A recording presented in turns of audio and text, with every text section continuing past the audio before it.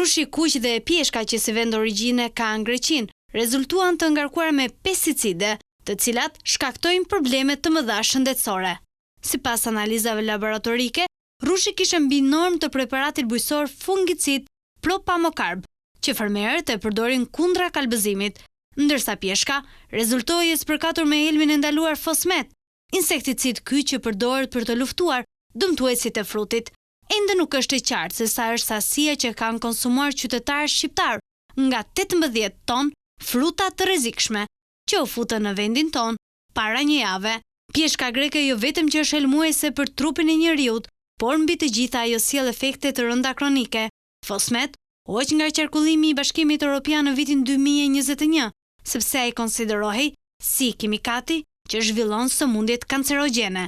Efekti kronik është kancerogjen, është neurotoksik, jep çrregullime hormonale, jep probleme të traktit gastrointestinal, jep atë që ne quajmë hepatotoksitet, pra dëmton qelizën hepatike.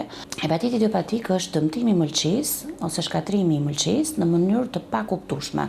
Rushi kuq nga Greqia u blen nga tregtarët për shkak se konsumatorët refuzonin prodhimi vendas, me bindjen se prodhimet e fermerëve europian janë më të shëndetshme se ato shqiptare, por e vërteta qëndron ndryshe. Edhe rushi importuar nga Greqia është rritur nën efektin e pesticidit propamokarb, ku cilësohet si një nga ilaçet me karencën më të gjatë në treg, pasi ai kërkon 28 ditë të shpërbëhet.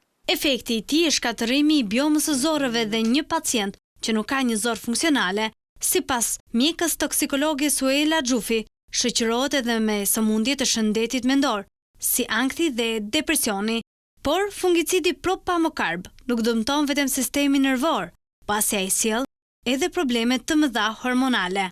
Nëse ne do të flisim për një fëmijë për shembull, që e fillon që në moshë të vogël, mbasi ka kaluar 8 muaj, 9 muaj, lëngun e pjeshkëve ose për shembull të rushit, ky fëmijë do ketë çrregullim hormonale, që do të thotë mund të ketë një PCOS të hershëm, pra një cikël më të shpejtë menstrual, që ne e shohim sot tek femrat e vogla, një obezitet, ne shohim femra të moshës 10 vjeç që duken si 20. Ngarkesa me fruta të rrezikshme u bllokua nga Autoriteti Kombëtar i Ushqimit, i cili ka zgjesuar vetëm një sasi të vogël të tyre, në krahasim me sasinë që ka hyrë në tregun shqiptar.